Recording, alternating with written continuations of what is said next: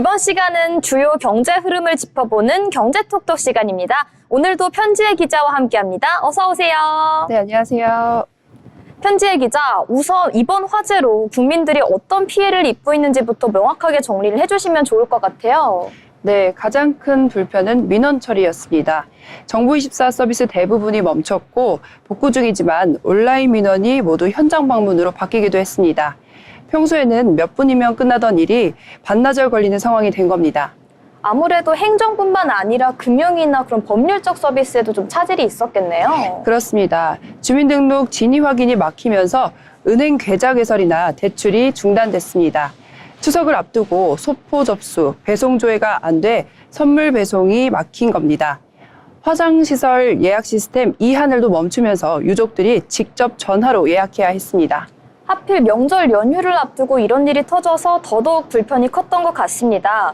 국민 생활 전반이 흔들렸다 이렇게 볼 수 있을 것 같은데요. 네, 단순한 전산장애가 아니라 행정, 금융, 생활이 동시에 멈춘 겁니다. 특히 막대한 예산이 투입된 재해 복구 시스템이 제 역할을 못한 게 드러나면서 구조적 문제 지적이 커지고 있습니다. 그렇다면 이러한 문제의 재발을 방지하기 위해서는 어떤 대책이 필요할까요? 백업 시스템을 철저히 검증하고 특정 지역에 의존하지 않는 분산형, 클라우드 기반을 전환해야 한다고 지적하고 있습니다. 또 민원 서비스 비상 매뉴얼을 강화해서 국민 불편이 반복되지 않도록 해야 한다는 목소리가 높아지고 있습니다.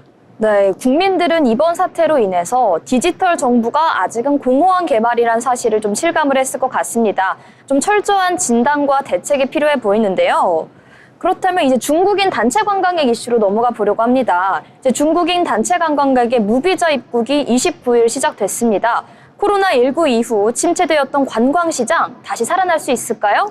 네, 첫날 서울 명동과 면세점은 오랜만에 활기를 띠었다고 합니다. 인천항을 통해 대형 크루즈선을 타고 들어온 1,700명이 몰려 면세점 매장이 붐볐다고 전해졌습니다. 아무래도 업계 기대감이 커질 수밖에 없는 상황이겠네요. 네, 면세점과 화장품 업계는 물론 호텔, 항공사도 매출 반등을 기대하고 있습니다. 정부는 6월 30일까지 관광객 100만 명을 추가 유입될 것으로 보고 있습니다. 하지만 예전 같은 싹쓸이 쇼핑은 없다는 분석도 나오고 있는데요.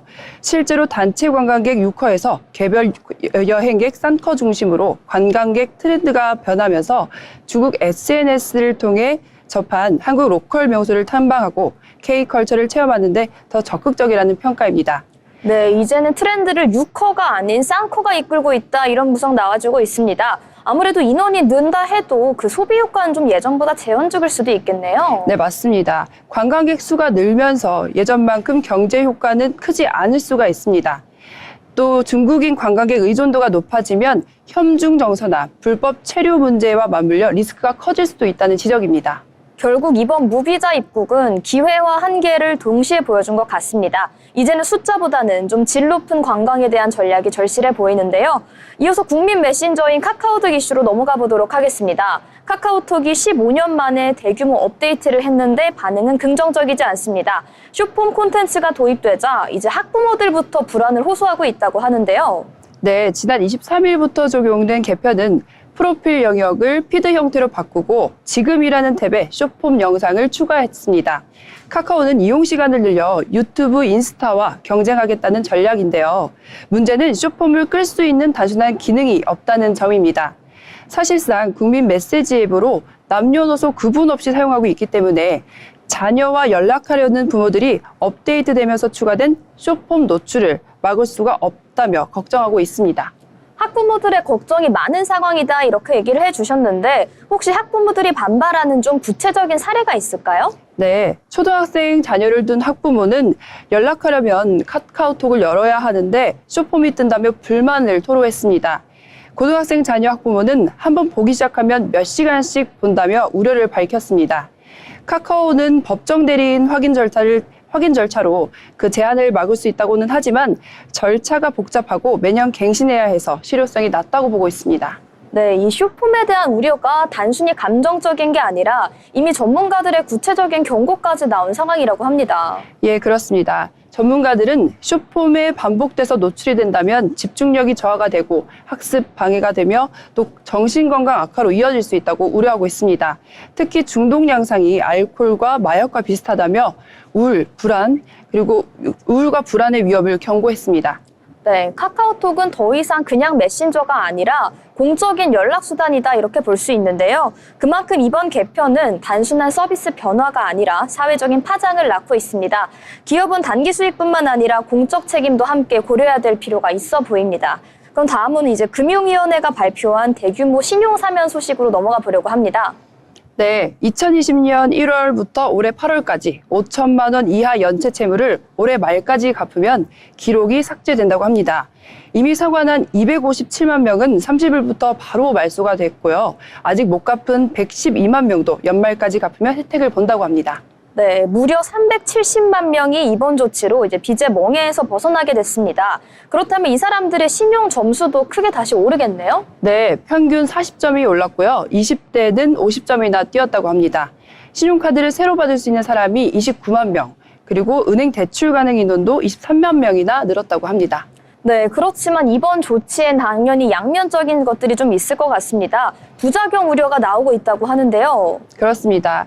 고신용자가 늘어나면서 금융권이 심사를 강화할 것으로 내다보고 있습니다.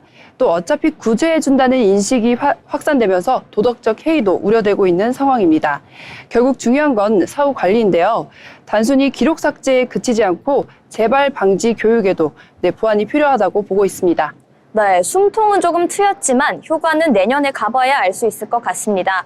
마지막 소식입니다. 이제 만 65세 이상 인구가 1,000만 명을 넘어서면서 한국이 초고령화 사회에 돌입했다 이런 보도가 나오고 있습니다. 네, 올해 우리나라 인구 가운데 65세 이상 인구가 처음으로 20%를 넘어서면서 초고령 사회로 진입했습니다. 처음으로 5명 중 1명이 노인이 된 겁니다. 아무래도 사회적인 파장이 좀 클 수밖에 없겠네요. 네, 맞습니다. 생산 연령 인구 한 명이 2명 가까운 노인을 부양해야 할 수준으로 갈 전망입니다.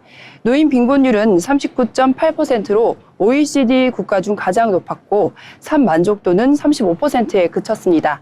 하지만 한편으로는 자기 개발에 적극적인 액티브 시니어도 늘어나고 있습니다. 스마트폰 사용, 건강과 외모 관리 등에서 활발한 활동을 보이고 있었습니다. 네, 결국 시대는 도래한다 이 말이 맞는 것 같습니다. 거대한 흐름을 피할 수 없다면 초고령 사회는 피할 수 없는 우리의 현실이 될 것 같은데요. 이 같은 상황에서는 빈곤 해소와 복지 그리고 일자리 대책이 핵심적인 과제가 될 것 같습니다. 이렇게 오늘 편지의 기자와 함께 주요 현안들에 대해 살펴보는 시간 가졌습니다. 오늘 경제톡톡 시간은 여기까지고요. 다가오는 추석 가족분들과 함께 따뜻한 시간 보내시고 안전하게 명절 다녀오시면 좋을 것 같습니다. 그럼 편지의 기자님과 함께한 경제톡톡 지금까지 하겠습니다.